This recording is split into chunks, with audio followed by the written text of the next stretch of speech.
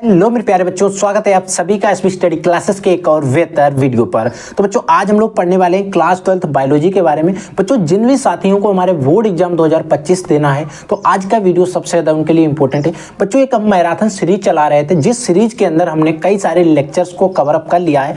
मैंने अभी तक लगभग 7 लेक्चर ले चुके हैं। इन 7 लेक्चर के अंदर हमने इसके पीछे का जो भी पार्ट है बायोलॉजी का, एक एक टॉपिक को अच्छे से कवर अप किया है।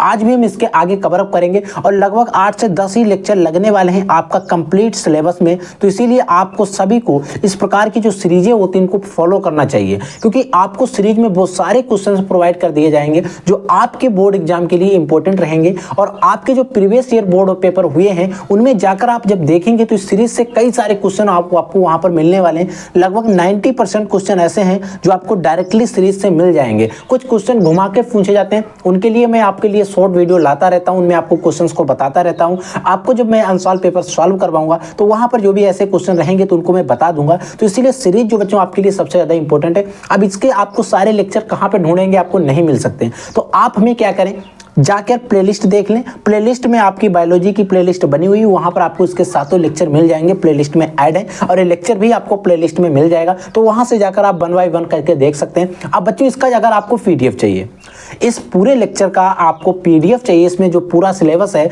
अगर आपको इसका पीडीएफ चाहिए, पीडीएफ तो ये पीडीएफ आपको फ्री दिया जा रहा है। अभी कुछ दिनों के लिए आपको पीडीएफ जो है बच्चों फ्री दिया जा रहा है। आप इंस्टाग्राम पे जाएंगे और आपको हमारे चैनल का नाम सर्च करना, वहां पर आपको हमारा पेज दिख जाएगा, उसका लिंक आपको वीडियो के डिस्क्रिप्शन बॉक्स में मिल जाएगा।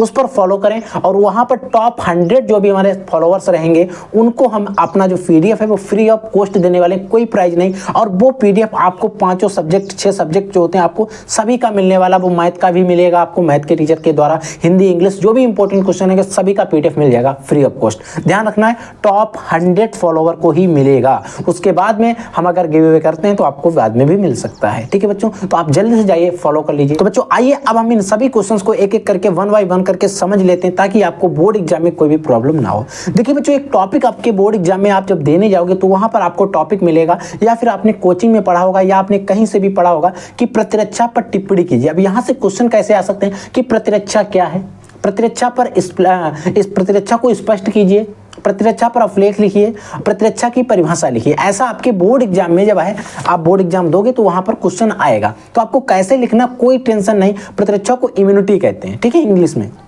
होता क्या, पहले आप इसकी लिखी हुई भाषा को समझिए, फिर आपको ज्यादा समझ में आ जाएगा। देखिए, हमारे शरीर पर अनेक प्रकार के रोगाणुओं का आक्रमण होता रहता है। यानी कि जो हमारा शरीर है, जो हमारी ह्यूमन बॉडी है, एनीथिंग किसी भी शरीर का, आप चाहे मक्खी मच्छर चाहे चींटी से भी ले लें, उसके शरीर पर भी ये सारी चीजें लागू होती हैं। तो हमारे शरीर पर अनेक प्रकार के जो रोगाणु होते हैं, जो बैक्टीरिया वायरस होते हैं, उनका आक्रमण होते रहता है। इसके अलावा सांस के द्वारा, जब हम सांस लेते हैं, सांस द्वारा, भोजन के द्वारा और पानी के द्वारा रोगाणु हमारे शरीर के अंदर पहुंचते रहते हैं। यानी कि आप जब सांस ले रहे हैं तो भी कई सारे बैक्टीरिया वायरसेस आपके अंदर जा रहे हैं। आप जब पानी पी रहे हैं, आप जब भोजन कर रहे हैं, तब भी आपको अंदर जो है कई प्रकार के बैक्टीरिया वायरस यानी कि रोगाणु अंदर जा रहे हैं। आप देखते हैं कई सारे ऐसे रोग हैं जो पानी के द्वारा फैलते हैं, कई सारे ऐसे जो भोजन के द्वारा फैलते हैं। तो कहीं ना कहीं हमारे अंदर, चाहे भोजन लें चाहे सांस लें, कई प्रकार के जो रोगाणु हैं वो हमारे अंदर जाते रहते हैं। ठीक है। अब बच्चों हमारे शरीर में जाएंगे तो हमारे शरीर को इफेक्ट करेंगे, हमारे शरीर को मतलब उस पर अपना प्रभाव छोड़ेंगे। तो इस प्रकार शरीर हमारे इन रोगाणु, जो भी हमारे रोग होते हैं, इन रोगों से लड़ने की क्षमता को ही हम प्रतिरक्षा कहते हैं। अब ये सारे रोगाणु हमारे शरीर के अंतर्गत गए, हमारे शरीर के अंदर गए। अब अंदर गए, हमारा शरीर इनके प्रति अपनी जो है इम्यूनिटी सिस्टम बनाएगा। इम्यूनिटी सिस्टम है, इनके प्रति हमारे लड़ने की हमें क्षमता जो होती है उसे ही, और इस प्रकार के जो रोगाणु होते हैं इन्हें जो मारने की जो क्षमता होती है उसे ही हम क्या कहते हैं बच्चों, प्रतिरक्षा कहते हैं। एक बात समझ लिए, देखिए हमारा शरीर है, इसमें हमारे शरीर में कई प्रकार के रोगाणुओं का आक्रमण होता रहता है हमेशा। अब वो रोगाणुओं का आक्रमण जो है हमारे सांस के द्वारा हो सकता है, हमारे भोजन के द्वारा हो सकता है, हमारे पानी के द्वारा हो सकता है। समझ में आ गया, भोजन, पानी, सांस किसी भी तरीके से हो सकता है। ठीक है। अब ये सारे रोगाणु जो हमारे शरीर के अंदर जाएंगे, अब हमारे शरीर में इसको प्रभाव अपना छोड़ेंगे। तो इस प्रकार इनके जो रोगाणु हैं, इनसे रोगों के लड़ने की जो हमारी क्षमता होती है उसे ही बच्चों हम प्रतिरक्षा कहते हैं। आई होप आपको क्लियर हो गया होगा। 1 से 2 बार पढ़ेंगे आपको अच्छे से क्लियर हो जाएगा। ठीक है। अब बच्चों अगला है नशीले पदार्थ, जिनको हम ड्रग कहते हैं। ये होते क्या हैं? अब देखिए ड्रग क्या होते हैं, बच्चे हमेशा गलत सेंस लेते हैं, जो दारू पीते हैं वही नशीले पदार्थ होते हैं। नहीं, बहुत सारे नशीले ऐसे पदार्थ हैं जिन्हें आप शायद नहीं इनके बारे में आप समझ रहे होंगे। देखिए, ऐसे रासायनिक पदार्थ जो हमारे शरीर के किसी भाग या अंग के कार्य में बदलाव पैदा कर दें उन्हें हम ड्रग कहते हैं। यानी कि ऐसे रासायनिक पदार्थ जो हमारे शरीर के किसी भाग या अंग के जो हम कार्य करते हैं नॉर्मल उसमें बदलाव पैदा कर दें उन्हें हम क्या कहते हैं? ड्रग कहते हैं। यहाँ पर एग्जाम्पल में दिया गया तंबाकू, अल्कोहल, चाय आदि। अब बच्चों क्या होता है, कुछ ऐसे मरीज होते हैं जिनको दवाई की लत लग जाती है, वो भी एक तरीके से नशीले पदार्थ ही हैं, दवाई भी एक तरीके से ड्रग ही है। कई सारे ऐसे व्यक्ति होते हैं जिनको दवाई की आदत लग जाती है, जब तक वो दवाई का सेवन नहीं करते हैं तब तक उनके शरीर में बेचैनी होती रहती है। तो आप लोगों ने ऐसे कई सारे व्यक्तियों को देखा होगा ओल्ड एज में ज़्यादातर, क्योंकि वो लगातार दवाई खाते रहते हैं तो उनसे उनकी आदत हो जाती है। तो हमें किसी भी चीज़ की अगर आदत हो जाए, कोई भी रासायनिक ऐसा पदार्थ हो और जिससे हमारे शरीर में बदलाव हो जाए, उसे हम ड्रग्स कहते हैं। आई होप आपको ड्रग के बारे में अच्छे से क्लियरिफिकेशन हो गया होगा। ठीक है, अब बच्चों ये जो ड्रग होते हैं इनके हानिकारक प्रभाव क्या होते हैं हमारे शरीर में? इसके अत्यधिक सेवन से श्वसन घात, हृदयघात और ब्रेन हेमरेज हो जाता है। और भी कई सारे रोग हैं जो होते हैं। ठीक है, आपको मोस्टली 1 से 2-3 रोग लिख देना है। एल्कोहल के अधिक सेवन से यकृत की कोशिकाएं नष्ट होने लगती हैं, जिससे यकृत सीरोसिस रोग कहते हैं। देखिए होता क्या है, जब आप जो भी व्यक्ति अल्कोहल का अधिक सेवन करते हैं उससे क्या होता है, हमारी जो यकृत होता है, लिवर होता है, उसकी सेल्स जो होती है नष्ट होने लगती हैं, डिजेनरेट होने लगती हैं। अब होता क्या है, जिस सेल्स नष्ट हो जाते हैं जिससे एक रोग होता है जिसे यकृत सीरोसिस रोग हम कहते हैं। और बच्चों एक क्वेश्चन जो है आपसे जब भी बोर्ड एग्जाम में पूछा जाएगा कि नशीले पदार्थ ड्रग होते क्या हैं और इनके हानिकारक प्रभाव लिखिए, तो आपसे ज़्यादातर चांसेस हैं कि ये क्वेश्चन जो है आपके बोर्ड एग्जाम में आपसे डायरेक्टली 2 से 3 नंबर में कम से कम पूछा जाएगा। तो इस प्रकार के क्वेश्चंस जो होते हैं इनको आपको ध्यान से समझ लेना है। अब बच्चों अगला क्वेश्चन क्या है? बच्चों अगला क्वेश्चन क्या है, जो चैप्टर था इस चैप्टर के कुछ ही फिनिशिंग पॉइंट पर हम लोग आ गए थे। इसके पिछले लेक्चर में हमने कई सारे क्वेश्चंस, इसके जो भी आगे के चैप्टर के क्वेश्चन थे उनको कवर अप कर लिया था, सारी चीजें पढ़ ली थी। अब देखिए यहाँ पर कुछ शॉर्ट आंसर टाइप जिनको हम अति लघुत्तरीय प्रश्न कहते सकते हैं, और यहीं से आपके ज्यादातर चांस होते हैं कि आपके जो बहुविकल्पीय प्रश्न होते हैं, ऑब्जेक्टिव क्वेश्चन होते हैं, वो यहीं से बनते। देखिए किन्हीं 2 संक्रामक रोगों के नाम लिखे। देखिए किन्हीं 2 संक्रामक रोगों के बारे में पूछा गया है। देखिए एक निमोनिया होता है, स्ट्रेप्टोकोकस निमोनिया के द्वारा होता है, हैजा होता है, काला वायरस कोरोना वायरस के द्वारा होता है। हैजा और कोरोना वायरस तो सब लोगों ने देखा एक संक्रामक रोग था, एक से दूसरे व्यक्ति में फैल रहा था। ठीक है, समझ गए। तो इस प्रकार के जो रोग होते हैं, अब ये रोग आपके बैक्टीरिया के द्वारा भी हो सकते हैं, वायरस के द्वारा भी हो सकते हैं। अब वो जब पूछे तब उसके बारे में आपको बताना है। यानी कि उसने सिर्फ ये नहीं कहा है कि आपको वायरस जनित रोग लिखना है, आपको बैक्टीरिया जनित रोग लिखना है, ऐसा कुछ नहीं उसने कहा। किन्हीं 2 संक्रामक रोगों के बारे में पूछा, निमोनिया, हैजा, कोरोना वायरस। आप एड्स यानी कि HIV भी लिख सकते हो, वो भी एक संक्रामक रोग ही है। ठीक है, अब यहाँ पर पूछा गया प्रोटोजोन से होने वाले रोगों के बनाम। अब वो 2 पूछ सकता है, 3 पूछ सकता है, 1 पूछ सकता है। और ऑब्जेक्टिव क्वेश्चन में आपको 4 ऑप्शन दे रखा गया, उसमें से कोई एक ऐसा रोग दिया होगा जो प्रोटोजोन के द्वारा होता है और पूछ लेगा कि निम्न में से कौन सा प्रोटोजोन के द्वारा होने वाला रोग है। ठीक है, तो ऐसे क्वेश्चन आपके ऑब्जेक्टिव जो है बोर्ड एग्जाम में बनते हैं। देखिए प्रोटोजोन के द्वारा मलेरिया भी होता है, पायरिया भी होता है, अफ्रीकी निंद्रा, काला आजार, ये सारे रोग जो है बच्चों प्रोटोजोन के द्वारा होते हैं। ठीक है, अगला क्वेश्चन पूछ रहा है बैक्टीरिया यानी कि जिसको हम जीवाणु कहते हैं, इससे होने वाले रोग। देखिए बैक्टीरिया से आपका निमोनिया हो गया।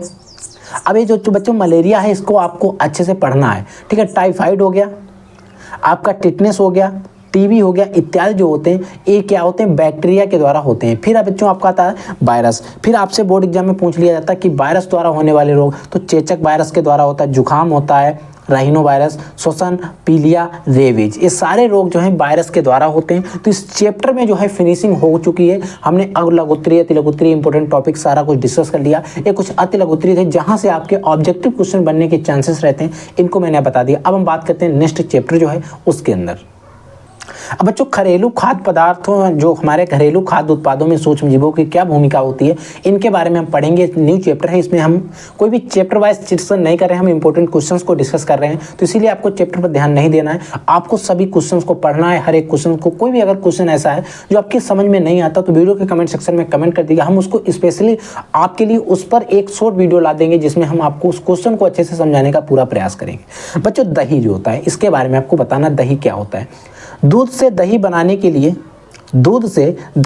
के लिए यानी कि जामन, यानी कि जिसको इंग्लिश में कॉकलैंड कहते हैं, का प्रयोग किया जाता है। दूध से दही बनाना है तो उसमें क्या करता है, उसमें जामन का प्रयोग करता है, जिसमें 2 बैक्टीरिया होते हैं। देखिए अब यहाँ पर क्वेश्चन है, यहाँ से आपसे ज़्यादा पूछा जाएगा। एक स्ट्रेप्टोकोकस थर्मोफाइलस होता है, स्ट्रेप्टोकोकस थर्मोफाइलस, ये क्या होता है, दही में सुगंध लाता है। ये देखिए दूध से दही नहीं बनाता है। स्ट्रेप्टोकोकस थर्मोफाइलस जो एक बैक्टीरिया होता है, ये क्या करता है, दूध में क्या होता है, जो दही होता है उसमें एक सुगंध आती है, उस सुगंध के लिए जिम्मेदार होता है। लेकिन लैक्टोबैसिलस वैल्गेरिस जो होता है, ये दूध को दही में कन्वर्ट करता है, बदलता है। अब एक इंपॉर्टेंट चीज है, इस पर आप स्टार लगा लेंगे, नोट पॉइंट है, दही में विटामिन B12 की मात्रा दूध से अधिक होती है। यानी कि आपसे कोई पूछे कि विटामिन B12 की मात्रा दूध में अधिक होती है या फिर दही में, तो आप सीधे कह देंगे कि दूध की तुलना अगर हम दही से करें तो दही में विटामिन B12 की मात्रा जो है दूध से ज्यादा होती है। ठीक है बच्चों, अगला क्वेश्चन कि डबल रोटी यानी कि जिसको हम ब्रेड कहते हैं, इसके बारे में आपको बताना है। देखिए डबल रोटी बनाने के लिए ईस्ट यानी कि एक कोष की एक कवक होता है जिसका वैज्ञानिक नाम होता है Saccharomyces cerevisiae. It is very very most important है कि ईस्ट का वैज्ञानिक नाम क्या होता है, सैकेरोमाइसिस सेरिवेसी।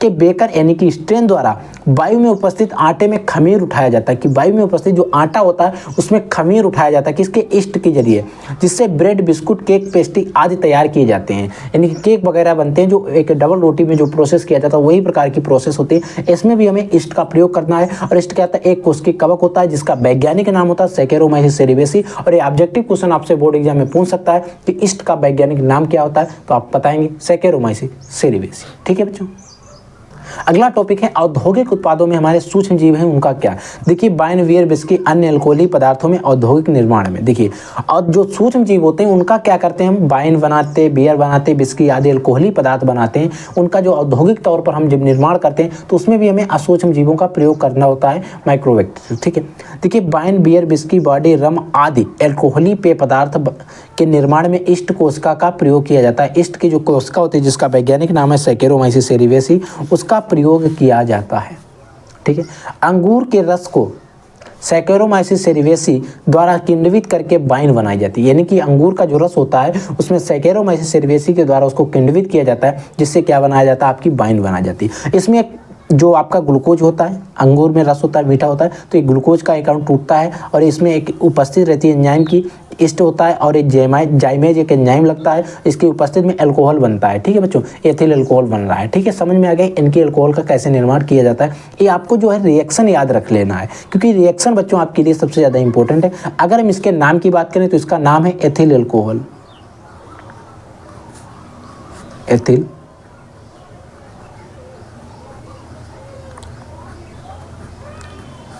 और वैसे एथेनॉल भी इसका आईपीसी नाम जो लिखेंगे तो एथेनॉल लिखेंगे। अगला है जूट व पटसन बनाने में भी हम सूक्ष्म जीवों का प्रयोग करते हैं। क्या कैसे करते हैं, जूट के पौधे से रेशे अलग करने के लिए उन्हें पानी के हौज में रख दिया जाता है। यानी कि जूट के जो पौधे होते हैं उनको रेशे जो होते हैं उनको अलग करने के लिए उन्हें क्या किया जाता है, पानी के हौज में रख दिया जाता है। तब बैक्टीरिया के द्वारा फ्लोएम रेशों को अलग कर दिया जाता है। यानी कि जो एक बैक्टीरिया होते हैं वो भी सूक्ष्मजीवी हैं, उनके जो पौधा होता है उसके जाइलम और फ्लोएम, उसमें फ्लोएम को क्या कर दिया, फ्लोएम के जो रेशे होते हैं उनको अलग कर दिया जाता है। इन रेशों के प्रयोग से ही रस्सी का निर्माण करता है और इनके रेशों को अलग करने का कार्य कौन कर रहा है, बैक्टीरिया। यानी कि बैक्टीरिया का प्रयोग हम जूट व पटसन बनाने में भी हम करते हैं।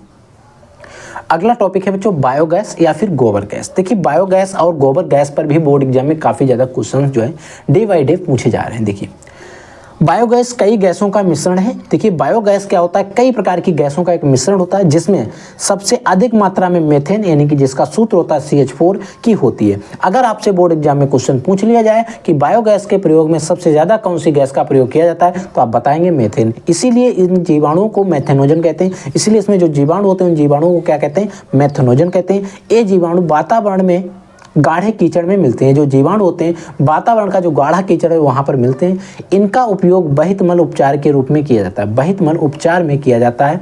ये जीवाणु गोबर तथा पशुओं के रुमैन में भी मिलते हैं। ये जो जीवाणु हैं ये गोबर में और पशुओं के रुमैन में भी मिलते हैं। ये सेलुलोज पर क्रिया करके उसे तोड़ देते हैं। जो हमारा सेलुलोज होता है उस पर क्रिया करेंगे और उसे तोड़ देंगे। ठीक है, इसमें उत्पादन ज्वलनशील ज्वलनशील गैस को बायोगैस कहते हैं। देखिए इसमें क्या होता है, उत्पादन होता है, इससे एक ज्वलनशील गैस होती है उसे ही हम बायोगैस कहते हैं, जिसमें 50 से 60% मेथेन गैस पाई जाती है। देखिए यहाँ पर दो क्वेश्चन आपसे बोर्ड एग्जाम में पूछ सकते हैं। वैसे क्वेश्चन जो है नीट में पूछा गया था एक बार, शायद 2016 जाने ऐसे ही किसी एग्जाम में पूछा गया था, उसमें पूछा गया था कि बायोगैस में मेथेन की प्रतिशत मात्रा वहाँ से पर दिया गया था बच्चों 50 से 65 दिया गया था, शायद ऐसे कुछ ऑप्शन था। तो 50 से 60% मेथेन गैस की ऑप्शन होता है, उपस्थित होती है। जो बायोगैस होता है उसमें सबसे ज़्यादा जो प्रतिशत मात्रा होती है वो मेथेन की होती है। कितनी होती है? 50 से 60 होती है। कभी कभी अगर आपको 65 मिल जाए तो वो भी आप टिक कर देना। 60 अगर मिलता है और 65 दोनों मिलता है तो आप 60 टिक करेंगे। अगर 60 नहीं मिलता, 65 मिलता है तो वो भी आप टिक कर देंगे, क्वेश्चन नहीं छोड़ेंगे। ठीक, बायोगैस किन बैक्टीरिया द्वारा उत्पन्न की जाती है? ठीक है, तो बायोगैस में जिस हम बैक्टीरिया यानी कि जिस जीवाणु की बार बार बात कर रहे थे वो जीवाणु कौन सा हो? तो वो होता है बच्चों आर्की बैक्टीरिया द्वारा। ठीक है, याद रख लेंगे। किसकी खोज के फलस्वरूप एंटीबायोटिक्स का विकास संभव हो गया? देखिए, एंटीबायोटिक्स का विकास जो था वो अलेक्जेंडर फ्लेमिंग की खोज के बाद इसको संभव कर दिया गया। ठीक है बच्चों, अगला क्वेश्चन देखिए। अगला क्वेश्चन है बच्चों, सेप्टिक टैंक का क्या उपयोग? देखिए, सेप्टिक टैंक का क्या उपयोग है, ये क्वेश्चन काफी ज्यादा इंपॉर्टेंट है और बोर्ड में कई बार पूछा भी गया। देखिए, जिन कस्बों में सीवेज विसर्जन की व्यवस्था नहीं होती, देखिए सीवेज विसर्जन की जिन भी कस्बों में व्यवस्था नहीं होती है वहाँ पर सीवेज के प्राथमिक उपचार के लिए सेप्टिक टैंक बनाते हैं। वहाँ पर क्या करते हैं? सीवेज के प्राथमिक उपचार के लिए क्या करते हैं? हम सेप्टिक टैंक बनाते हैं, जिसमें घरों के निकले कार्बनिक पदार्थों का निम्नीकरण किया जाता है। यानी कि उनके जो घरों से निकले हुए कार्बनिक पदार्थ हैं उनको क्या किया जाता है? टुकड़ों में तोड़ा जाता है। समझ गए? यानी कि सीवेज जो होते हैं, सेप्टिक टैंक होते हैं, जिन कस्बों में सीवेज विसर्जन की व्यवस्था नहीं होती है वहाँ पर इनको सीवेज के प्राथमिक उपचार के लिए सेप्टिक टैंक बनाते हैं। और इसमें क्या करते हैं? घरों से निकले हुए कार्बनिक पदार्थों का हम निम्नीकरण करते हैं। ठीक है, एक कोशिका प्रोटीन या सिंगल सेल प्रोटीन किसे कहते हैं? देखिए, एक कोशिका प्रोटीन या फिर हम सिंगल सेल प्रोटीन किसे कहते हैं? और एक क्वेश्चन भी काफ़ी ज़्यादा इंपॉर्टेंट है।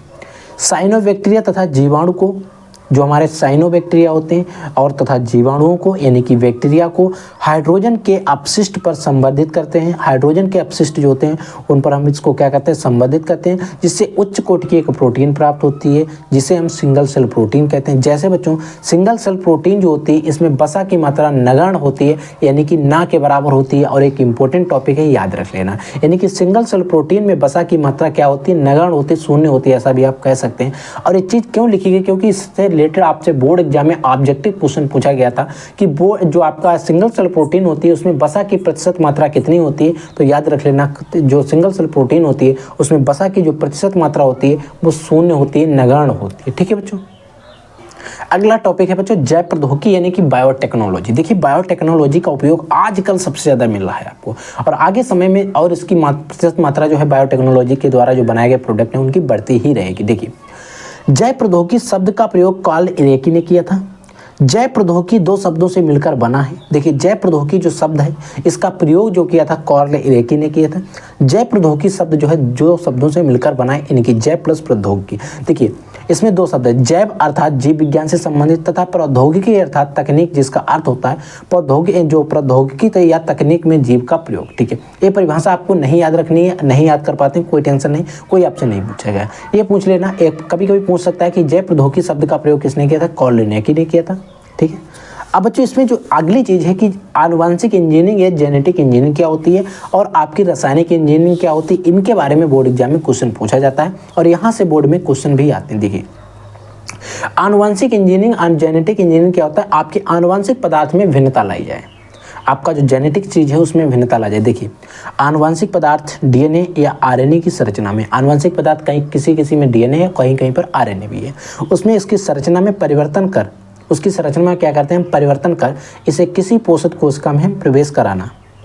इसकी संरचना में क्या करेंगे? जो भी हमारे जेनेटिक पदार्थ है उसमें उसकी संरचना, उसकी स्ट्रक्चर होगा, उसमें हम परिवर्तन करेंगे। उस परिवर्तन करके किसी एक पोषक कोशिका के अंदर उसका प्रवेश कराएंगे, प्रवेश कराना, जिससे उसके फिनोटाइप यानी कि जिससे उसके लक्षण प्रारूप में परिवर्तन में उचित परिवर्तन किया जा सके। इच्छित परिवर्तन जो भी हम चाहें उसमें वो परिवर्तन कर सकें जेनेटिक इंजीनियरिंग या फिर आनुवंशिक इंजीनियरिंग कहते हैं। देखिए, होता क्या है, अगर आपको किसी भी, आप देख रहे हैं कि जो भी चीज़ें बनाई जा रही हैं वो जेनेटिक इंजीनियरिंग के द्वारा ही बनाई जा रही हैं, आप जो हमारी वैक्सीन्स देख रहे हैं वो इस प्रकार की चीज़ों से ही बनाई जा रही हैं। तो अगर मान लीजिए कि हमें कोई भी चीज़ की प्रतिशत मात्रा ज़्यादा चाहिए और वो किसी जीव में उस प्रकार का जीन नहीं है, तो हम क्या करेंगे? जिस भी जीव में जीन है उसको प्लाज्मिड के साथ जोड़कर उस कोशिका के अंदर प्रवेश करा देंगे, जिससे उसमें वो जीन पहुँच जाएगा, उस चीज़ का निर्माण भी होने लगेगा। ठीक है, जैसे आपने बीटी कपास, बीटी बैंगन के बारे में आपने पढ़ा होगा, बैसिलस।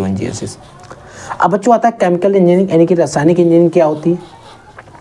निर्जमीकृत परिस्थितियों में सुकेंद्रीय कोशिका की व्यावसायिक स्तर पर वृद्धि द्वारा किसी जैव प्रौद्योगिकी उत्पादन में एंटीबायोटिक एंजाइम का उत्पादन करना रासायनिक इंजीनियरिंग।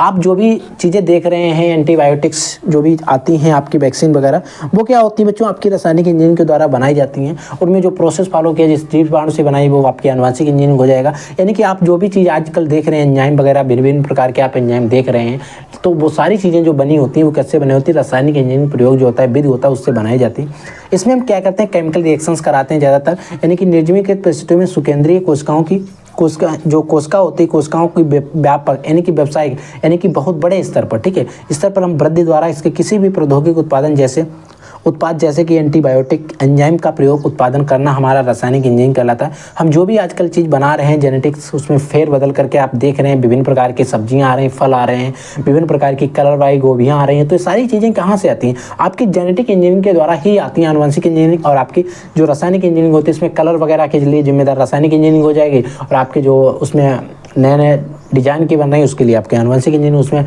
परिवर्तन करके वो सारी चीज़ें बनाई जा रही हैं। तो आपको ज़्यादा इस पर पीएचडी करना नहीं है, तो आप सिर्फ याद रख लेना, आपका एग्जाम हो जाए, फिर उसके बाद में अगर आप उसमें आगे पढ़ोगे तो इसके बारे में आपको डिटेल में पढ़ाया जाएगा। ये परिभाषा तो कुछ नहीं है, इसमें इतना पढ़ाया जाएगा कि इस पर आप एक बुक लिख सकते हो बच्चों। तो इसीलिए आपको सिर्फ बोर्ड के लेवल का पढ़ना है, आपको ज़्यादा नहीं पढ़ना, ठीक है बच्चों। तो अगर आपके मन में कोई डाउट रहता है, आज के लिए वीडियो में हम इतना ही पढ़ेंगे। अगर इनमें से किसी भी क्वेश्चन में कोई डाउट रहता है तो आप वीडियो के कमेंट सेक्शन में हमसे कमेंट करके पूछ लेना। आपको इंस्टाग्राम का लिंक भी वहाँ पर मिल जाएगा, वहाँ पर आपको अगर पीडीएफ चाहिए तो आप हमें डीएम कर देना, हम आपको इसका पीडीएफ प्रोवाइड करा देंगे, पूरा पीडीएफ प्रोवाइड करा देंगे, जिसमें हम पूरे सिलेबस को कवर अप करेंगे। आगे भी पढ़ेंगे वो भी आपको मिल जाएगा, पीछे पढ़ चुके हैं वो भी मिल जाएगा, जिससे आप आसानी से तैयारी कर सकते हैं, रिवीजन कर सकते हैं, आप उनको प्रिंट आउट करा के आसानी से पढ़ सकते हैं, आपको नोट्स बनाने की टेंशन नहीं रहेगी, ठीक है बच्चों। तो आप पढ़ते रहिए, आगे बढ़ते रहिए। I will take in this class. तब तक के लिए जय हिंद, वंदे मातरम।